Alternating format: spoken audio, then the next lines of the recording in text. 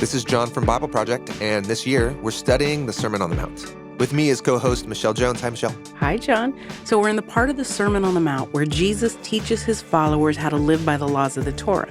Right, so the Torah is the first 5 books of the Hebrew Bible, and at its core, the Torah is a story about how God chose Israel to be his partners, to do justice and righteousness, and in doing so, bring life to the whole world.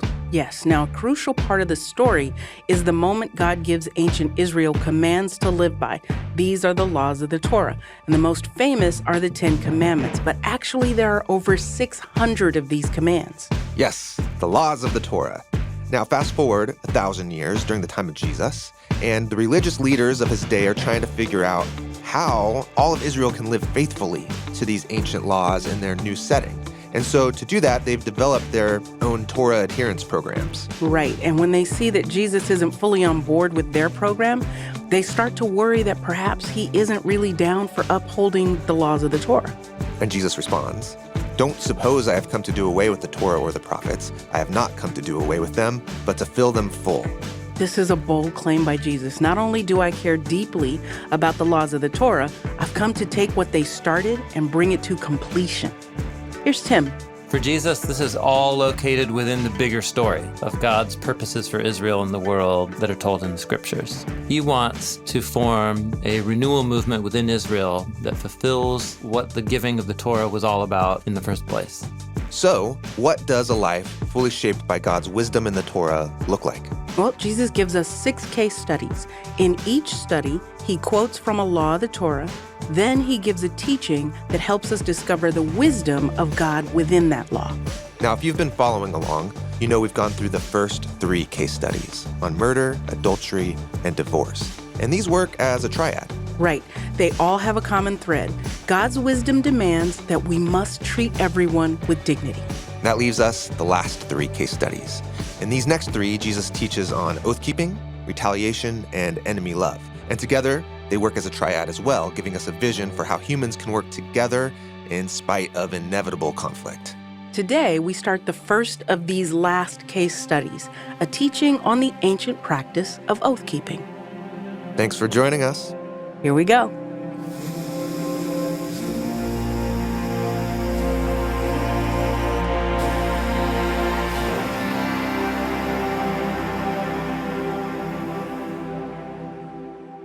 All right, Tim.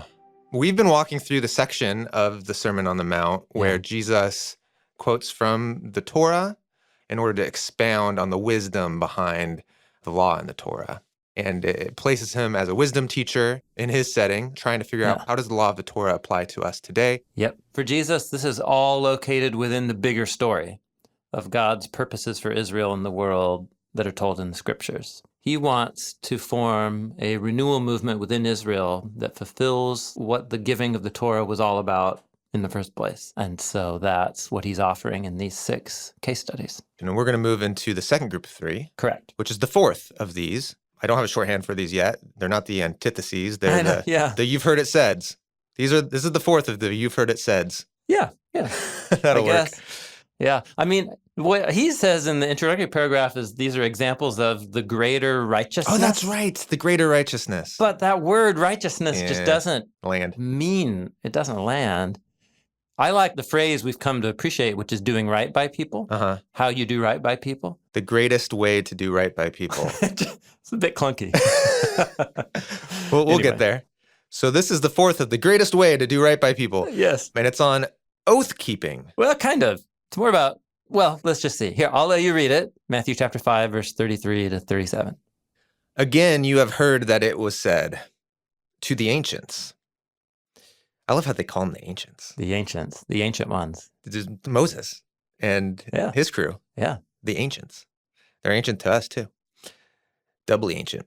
Again, you have heard that it was said to the ancients, do not break your oath, but fulfill to the Lord the vows you have made. And I tell you, that Jesus tells you, do not swear an oath at all, not by the sky, because it's God's throne, not by the land, because it's his footstool, and not by Jerusalem, because it's the city of the great king. And do not swear by your head, which I guess is something you can do. Do not swear by your head, for you cannot make even one hair white or black. All you need to say is simply yes or no. Anything beyond that comes from the evil one. So let's acknowledge we've gone from like really universal personal matters, sex, anger, conflict in relationships, and now oath swearing. Gets a little myopic.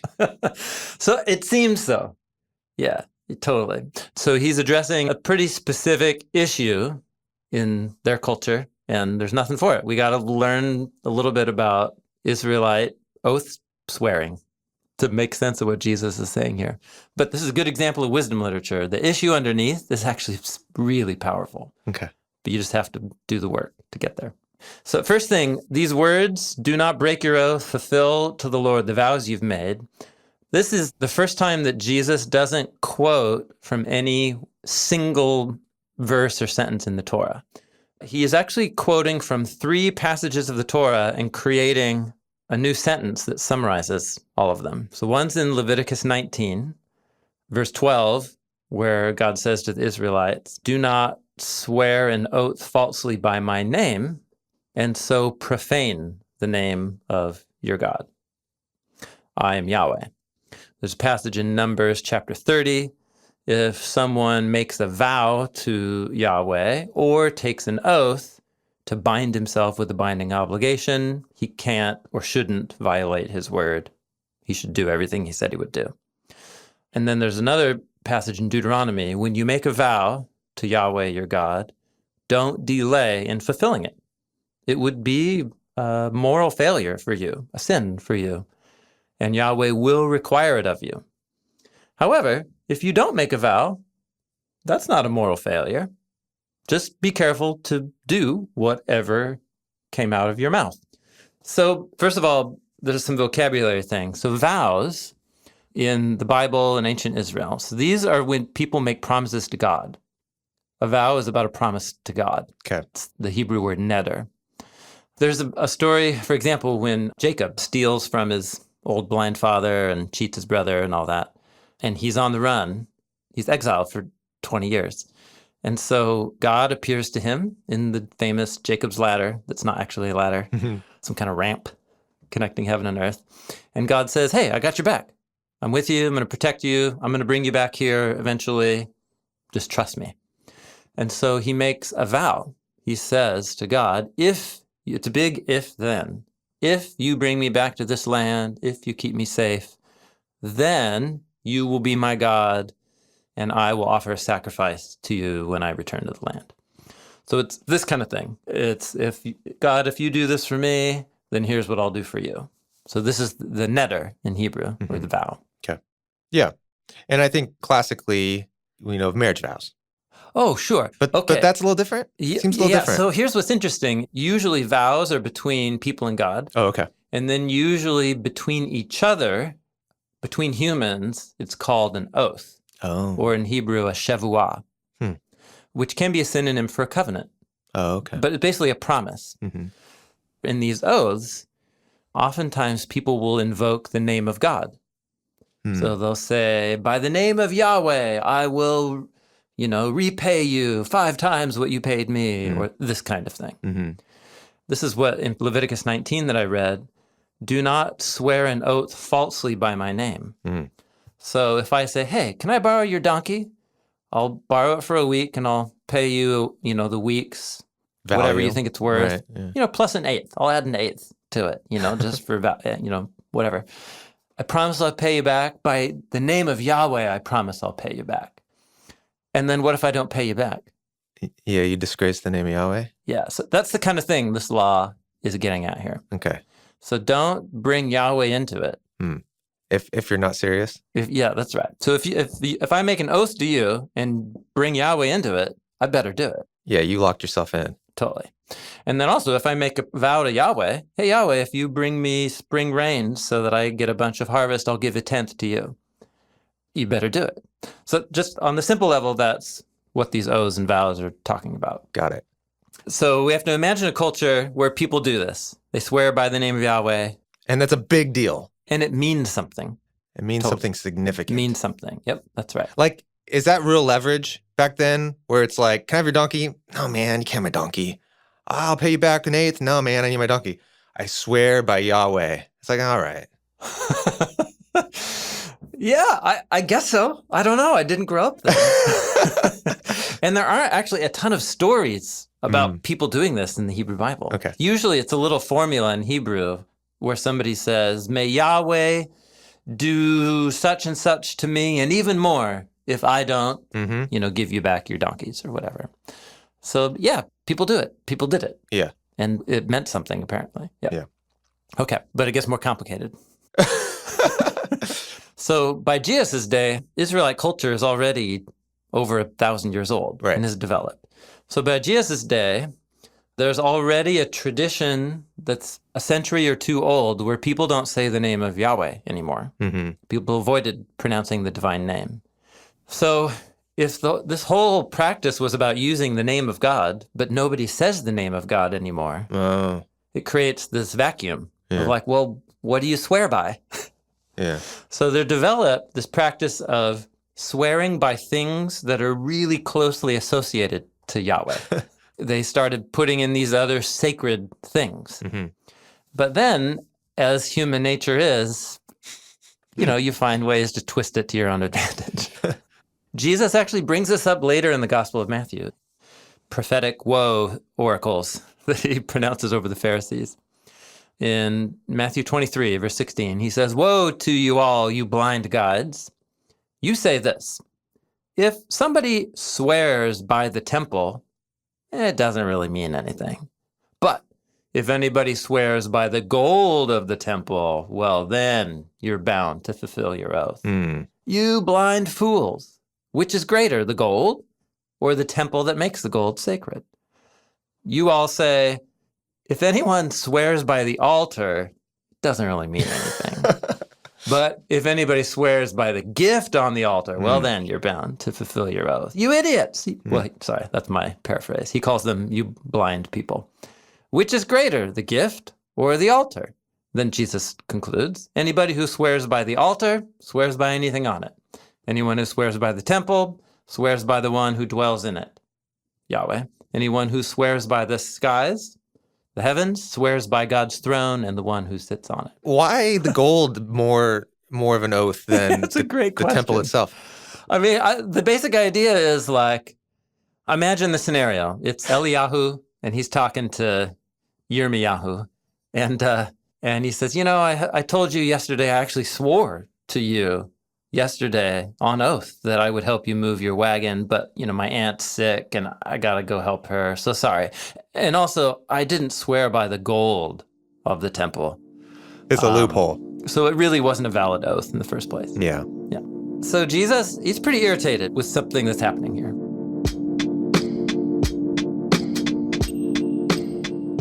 Okay, so here's what's going on. An oath requires you to invoke the name of God in order to make people know that you mean business, that you can be trusted. Right. But throughout the centuries, out of a sign of respect for God, Israelites stopped saying God's name out loud. And so what if I want to make an oath with you without using God's name? Yeah, what do you do? I could substitute other things in for God. I'll swear by the sky, or I'll swear by the temple. These are God-adjacent things. So I'm swearing by God without the risk of disrespecting God's name. Yeah, it's a great solution. However, leave it to human nature to exploit it as a new type of loophole. Well, I didn't really swear by God, did I? I swore by the sky. Right. It's like the ancient version of crossing your fingers behind your back. Yeah, it's like hiding details in small print that you don't want someone to read. Exactly. It's the mafia boss. You know he's untrustworthy, but he says, I swear by my mother. Yeah, this is really about trust in relationships. And it's human nature to want to trust people. It's human nature to also not be able to uphold the promises we make. Totally. Relationships, they're messy. So it seems that Jesus's basic point here is if I have to manipulate you in order to make myself seem more trustworthy, there's a fundamental breakdown between us. Yeah, that's a great summary. Okay, so let's continue learning about the wisdom underneath the laws of oath-keeping. The final line that Jesus says here is, in the King James, it's famous. Let your yes be yes and your no be no. Literally in Greek, it's let your word be yes, yes, no, no. And so English translations are all over the map with how they translate that dense little phrase of Jesus. NIV has, all you need to say is simply yes or no. That gets the idea across. Right. Yeah. But New American Standard is the closest in kind of normal English. But let your statement be yes, yes, or no, no. Let your words be yes, yes, or no, no. Yeah.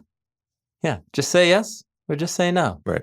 Yeah. Here's what's interesting. Let's go back to the Sermon on the Mount. I just want to nail down one last thing about what Jesus is doing.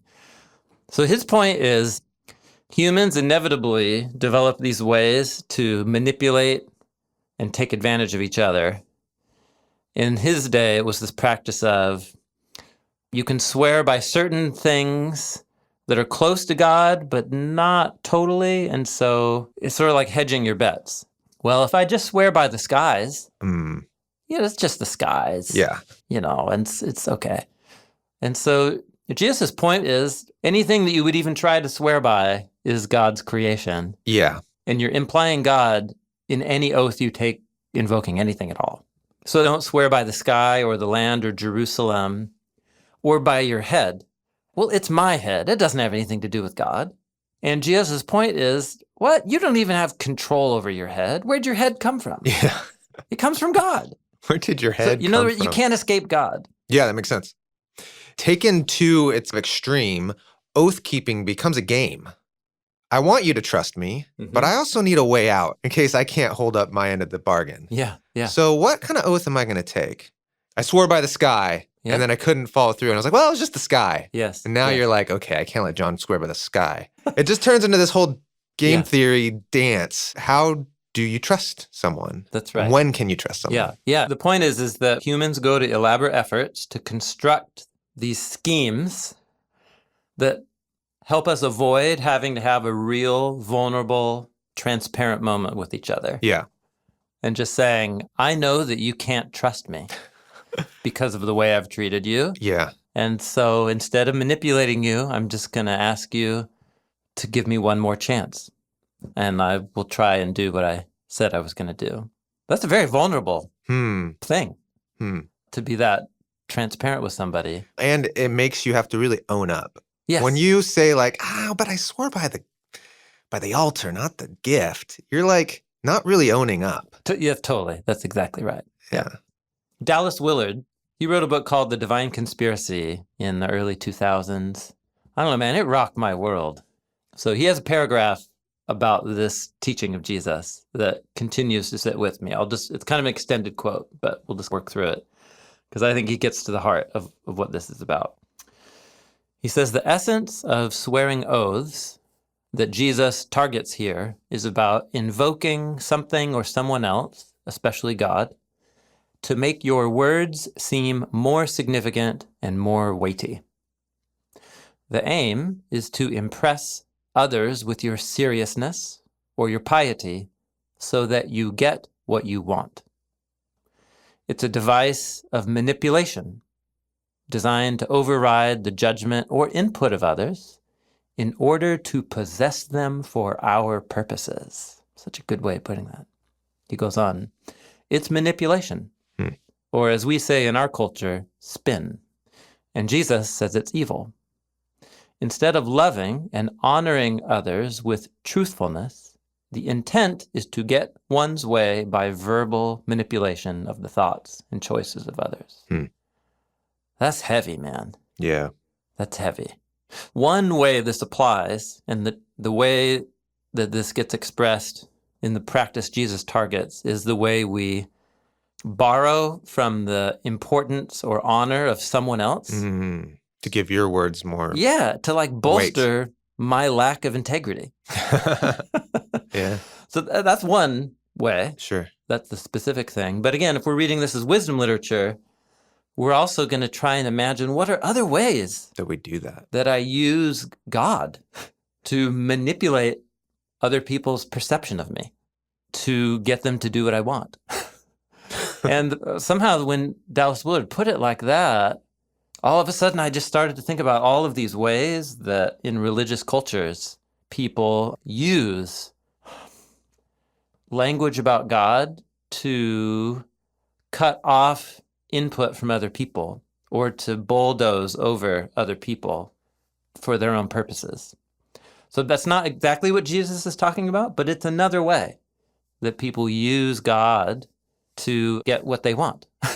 Yeah, you're saying if the wisdom underneath is Yes. Yeah. don't use the weightiness of God to manipulate trust Yeah. Of other people. of other people. Yeah. If that's the principle, how else does it happen? Yeah, exactly. How else does it happen? And so this is really tricky. I have had moments before where someone's making a decision and they're just telling me about a decision that they're making.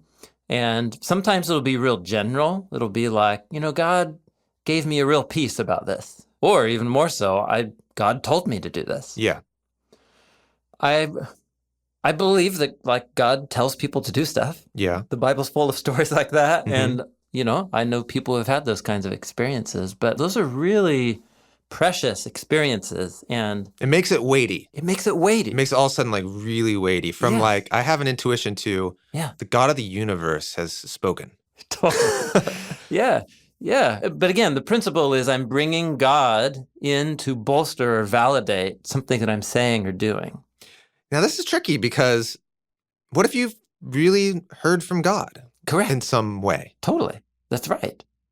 But then it also raises the question of what if I didn't? What if I'm Misunderstanding my experience? earnestly mistaken? Or worse, what if I've talked myself in to believing that's true, and what my real motives are is to just want to get this decision passed so that the church can do this or that, and so Yeah. I really believe God told me. And if some elders disagree with me, well, this stuff happens. Totally. And I guess, to me, it's just significant that Jesus wants his followers to be hyper vigilant and aware of how we bring God in to our desires to get things done in the world, in how we relate to other people. And the moment, really, like I said, the moment Dallas Willard helped me see that aspect of what Jesus is saying here, this one, of all the six, this one just leaped in new ways for me. And I find myself thinking about it all the time. Yeah, I can see that. Because you don't want to have the pendulum swing and therefore never... You never bring God into anything. Correct. Yeah, I don't think that's the right response. But it's that it seems like Jesus wants us to cultivate a hyper self-awareness that I'm not beyond manipulating other people by trying to use God's reputation. And it's something I need to have on the radar. And this is true, I think, for any follower of Jesus. I think it's especially true for religious leaders. Yeah. For people, whether it's in a local church setting or whatever, like people like you and me. Yeah. Who are like claiming to represent what the Bible is saying. And it's a terrifying thing, but it's a part of what Jesus is getting at. So with the oath thing, Jesus makes it very simple. Let your yes be yes and let your no be no. Yeah, that's right. Yep. Don't bring God into your oaths. Yeah. But what we're talking about is convictions, not oaths. Yeah. So I have a conviction, and this has happened to me, where I feel like God's given me a conviction, and it means I've got to part ways or do something. Yeah. Yeah. And at the end of the day, it might not make full logical sense, and I might not be able to give a full defense of it, but it's just like, this is my conviction. It feels like it came from the Spirit, and so it's bringing me in this direction. Yeah. Yeah. And in a way, that's just shutting down the conversation for the other person. And I don't want to do that in a way that's unhealthy.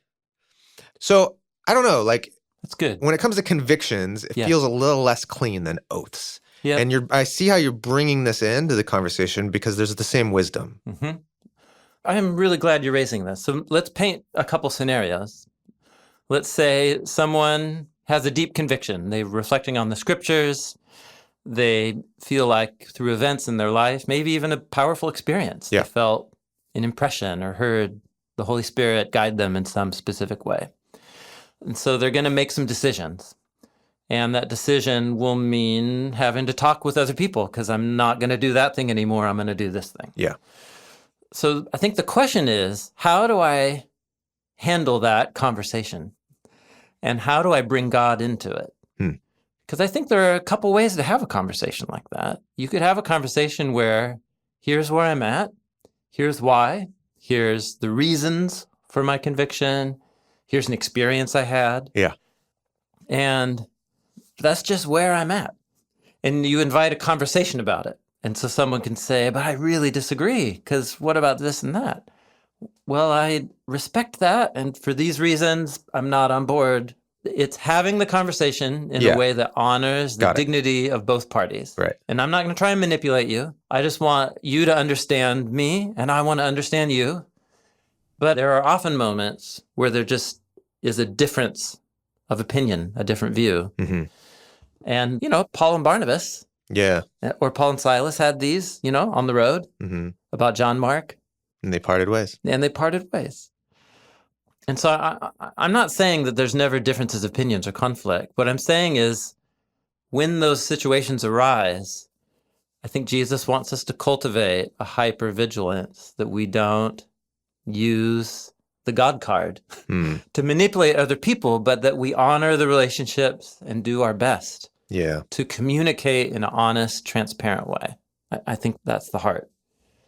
Do I bring God into a conversation or a moment of difference or a moment where I'm trying to get something done or I have desires, whatever, and I bring God in such a way that it keeps me from having to be vulnerable and honest with you. Or accountable. Oh, yes. Yeah, or accountable to you. Yeah. Just God speaks to me. I'm in charge here. Yeah. Like, this is what we're doing. Yeah. Or I swear by the name of Yahweh, I'm going to do this thing when I know in my mind that I probably won't, or I have some other agenda going on here. And it's just like, don't bring God into it. And then put into the mix that we can't even fully understand our own intentions. Right? That's true. That's totally true. Gets messy. We are talking about the basic wisdom principle here. It's about open, honest, vulnerable relationships, transparent honesty. Yeah. I think the transparency comes across and let your yes be yes and your no be no. Yeah, that's right. There's a simple transparency. Yeah. Is let me know your intentions as far as you understand them. Yeah, that's right. Let me know your thought process, your psyche, as much as you can give me clarity. And let that be what it is. That's right. And of course, God's going to be involved if you have a relationship with God. Yeah. But don't use that to hide things from me, manipulate me. Yeah. And you're right. I'm going to be thinking about this a lot. Yeah. Yeah, that's right.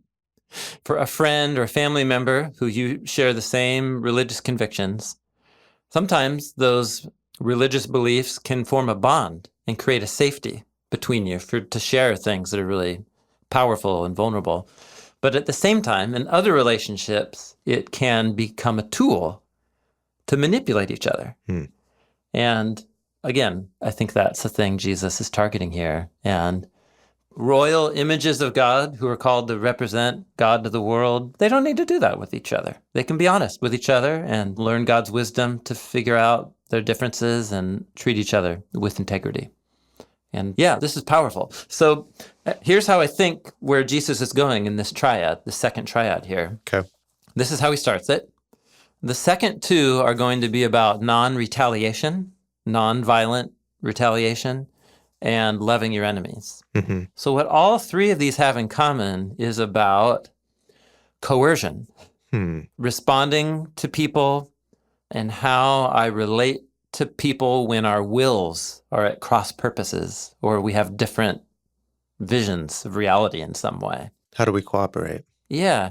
So the first three had to do with this value, treating each other with value and dignity. And now this is also, that's underneath this too, but this is the next step of like, what happens when we're at conflict? Yeah. How am I going to treat you? Yeah.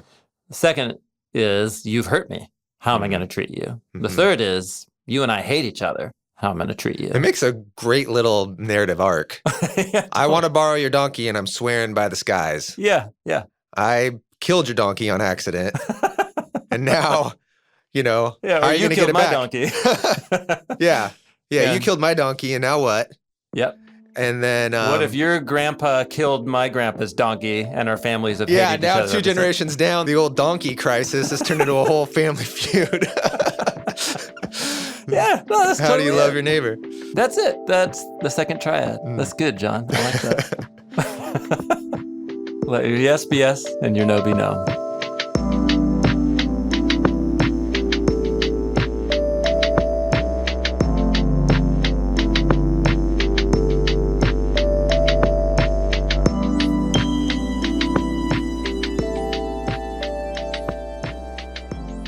So Jesus concludes this teaching saying, let your yes be yes, let your no be no. Anything more than this comes from the evil one. Comes from the evil one. Yes. So he brings up Satan? Satan. The Satan? The Satan. The evil one? Yeah, I mean, this gets really intense at the end. Mm-hmm. Yeah. So what is so interesting is that Jesus is drawing upon here in a very subtle way, but it's become more clear to me as the years have gone by, upon an important narrative motif throughout the Hebrew Bible that begins life with the snake. The snake. The snake in the Garden of Eden. In the Garden of Eden. And it's a motif that continues right on. It's about people who take the words of God and use them to manipulate other people or deceive them to get them to do what they want. Yeah, I mean, okay, because the snake is, he's quoting the words of God. Yes. Did God really say? Okay, so we're talking about Genesis 3. Yep, we're in Genesis 3. The snake comes up to the woman and first re-quotes the command of God to Adam and Eve from chapter 2, but changes just a couple words. Twists it. Yeah. Did God really say you cannot eat from all the trees of the garden? Which is, of course. No, that's not what he said. No. And it's one word different. It's the word not. Because God said you... Yeah, eat of all the trees. Yeah.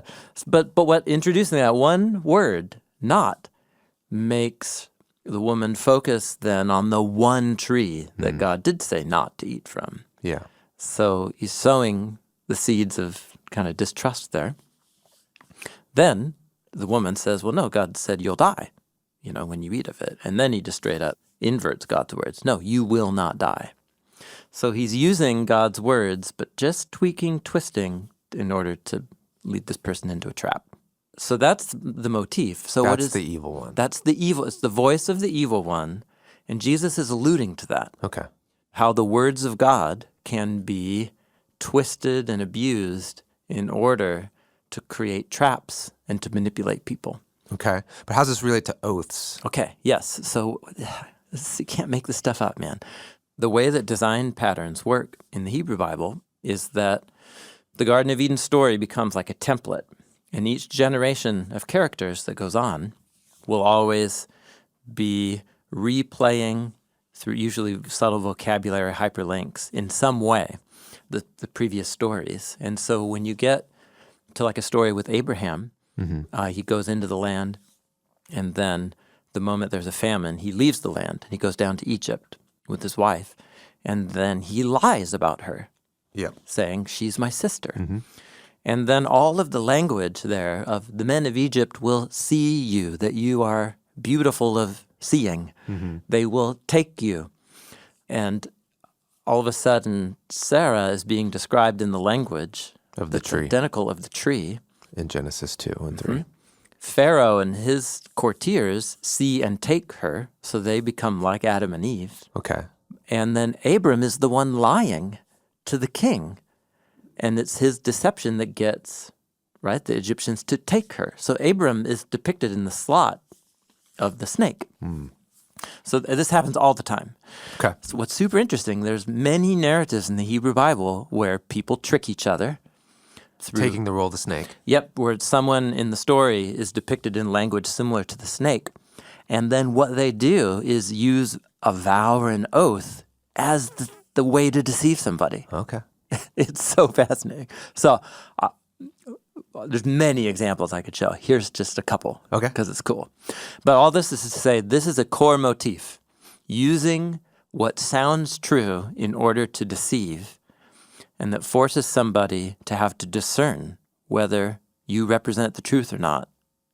This is a key idea throughout the Hebrew Bible, and Jesus is pulling on it right here in the sermon. He's going to pull on it again at the end when he says, watch out for false prophets. Okay. They're dressed like sheep, but they're wolves. He's drawing on that idea again. So here's an example. This is in Joshua chapter 9.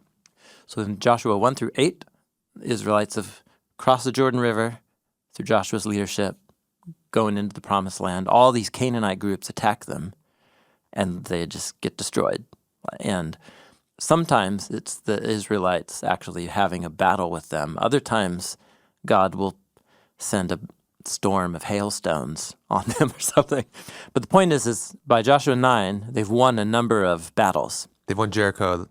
They've won Ai. Yep. And now all the kings, if I remember, are like gathering together and like, we're going to take them out. Yeah, so that's how Joshua 9 begins. Okay. When all the kings beyond the Jordan gathered together to fight with Joshua and Israel, the inhabitants of Gibeon, which was a city there in the hills, they heard what Joshua had done to Jericho and Ai.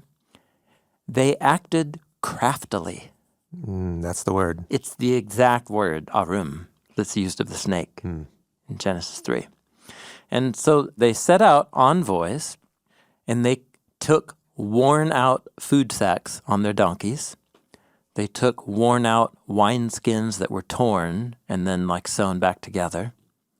They took worn-out and patched sandals on their feet and worn-out clothes. And all the bread of their provisions that they took was dry and like crumbled in pieces. Okay. They're putting on a performance here. They put on a disguise. Yeah. And they take food. That's going to become an object of deception. So they take this disguise and food, and they go and they say, hey, Israelites, man, you guys are really powerful. This is my paraphrase. Yeah. You're really powerful. Your God is with you. We've heard that any kings who stand up against you, you're able to defeat. So we heard of this. We live in a faraway land. We've come from far. And we've come from far away, and we want to make peace with you. We are your servants. And Joshua and the elders are like, sweet, cool, man, this is great. Checks out. Sandals are worn. Yeah, look at your clothing. It says they look at the clothes and so on. And so what they do is they make a covenant with them. And these tricksters get the Israelites, Joshua 9, verse 15, to swear an oath by Yahweh that we won't ever do anything to harm you or hurt you or whatever. So there's an example where people who are acting like snakes, tricksters, using an oath. And they use an oath. Yeah. What's interesting is here they're actually asking for the oath for them. Exactly. They're not making the oath. No, they're getting somebody else to promise in the name of Yahweh. But it's still manipulation. But they're manipulating. Yeah. Yeah, that's right. So there are lots of stories like this. There's stories of people making rash oaths, like Jephthah, who's a judge. And he makes a really stupid oath to Yahweh that he'll sacrifice whatever walks out of his house if God will help him win a battle. And then who walks out of his house is his daughter. That's definitely from the evil one. And so he ends up sacrificing her. Saul, the first king of Israel, swears an oath that none of his soldiers can eat any food. And if they do, they'll be put to death. And then his son, Jonathan, didn't hear the oath, and so he finds some honey in the forest, and he eats of the honey. And then when Saul hears about it, he's going to kill his own son. So, in other words, oaths become instruments that bring death instead of life, whereas the whole purpose of them originally is that they bolster truth. And in both those stories about Jephthah and with Saul, there's all these hyperlinks in them, like this one in Joshua 9, that link these characters to the snake. Here's my point. When Jesus says anything beyond this comes from the evil one, he's sharing a little window into how he reads and understands his scriptures. And he sees in them a motif that when people use the truth, especially divine truth, like oaths, something meant like God's words, and then use them as instruments to deceive or use them to set in motion something that will lead to death or to ruin, he sees the voice of the evil one at work there. Humans can become instruments of the evil one. We can become snakes to each other. Yes, yeah. When we use something that's meant to reinforce truth, and we actually use it to manipulate or to deceive. Especially when you know you have a relationship with someone who their propensity is to trust you. Mm-hmm. And you even then call on reasons that you should be trusted. Yeah. But you're doing that Yeah. to deceive. Man, that's really in line with the powers of evil, is what Jesus is saying. You're playing the snake. Playing Yeah. the snake.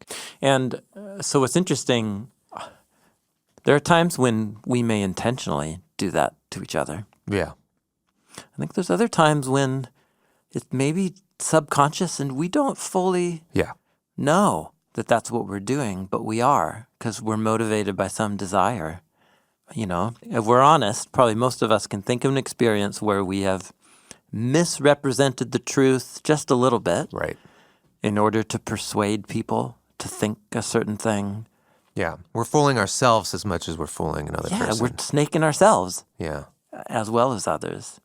Yeah, so in Jesus' day, swearing oaths was a really common practice where you're bringing the name or the reputation of the God of Israel into our interactions with each other.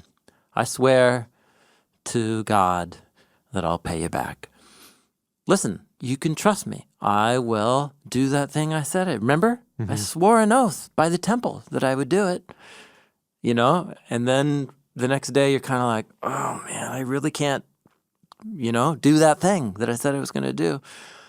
Well, I only swore by the temple. So at least I didn't swear by God. That's the kind of mental games Jesus is talking about. And those feel innocent in a way. Yeah. As I guess Right. where we're landing on this. But Jesus is naming there is something diabolical Underneath of it. underneath it that maybe we don't even fully understand that we're participating in. Right. And maybe this also goes to that theme of character shaping that's at work in the sermon. Maybe think back to the case study about lust, right? Jesus saying, even for a man to look at a woman with lustful intent to play out a little fantasy. And some people might say, well, at least if that man's keeping it in his mind and it never goes outside his mind, what's the harm? But I think Jesus has a view of human character that habit formation, while it may be really personal and internal, it rarely stays private. Like it eventually goes public in some way because your character is shaped by your habits, and then eventually even internal habits have an external set of consequences. And so I wonder if this, too, it might seem an innocent little exaggeration, Right. the little white lie, but over 1,000 repetitions, all of a sudden it becomes a lot easier to maybe tell a bigger lie or to bring God into the deception and to use someone else's belief in God as a way to manipulate them. Right. Yeah, that's the way of the snake.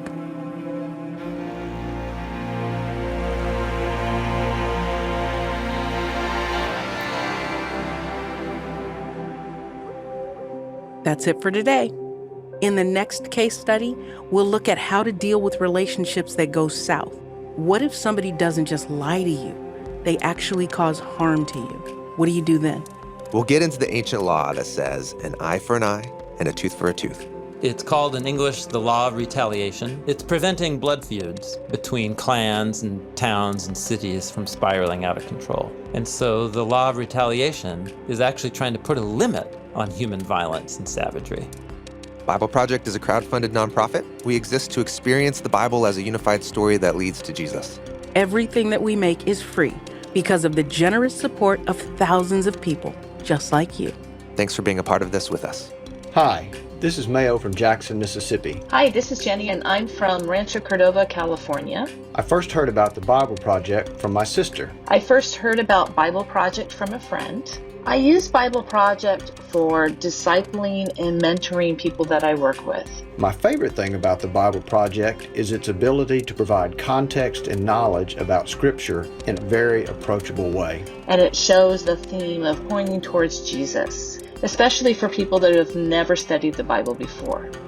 We believe the Bible is a unified story that leads to Jesus. We're a crowd-funded project by people like me. Find free videos, study notes, podcasts, classes, and more at BibleProject.com. Hi, this is Cooper, here to read the credits. Jon Collins is the creative producer for today's show. Production of today's episode is by producer Lindsey Ponder, managing producer Cooper Peltz, producer Colin Wilson. Stephanie Tam is our consultant and editor. Tyler Bailey is our audio engineer and editor, and he also provided the sound design and mix for today's episode. Frank Garza and Aaron Olsen edited this episode. JB Witty does our show notes. Hannah Wu provides the annotations for our app. Original Sermon on the Mount music is by Richie Cohen, and the Bible Project theme song is by Tense. Tim Mackie is our lead scholar, and your hosts, Jon Collins and Michelle Jones.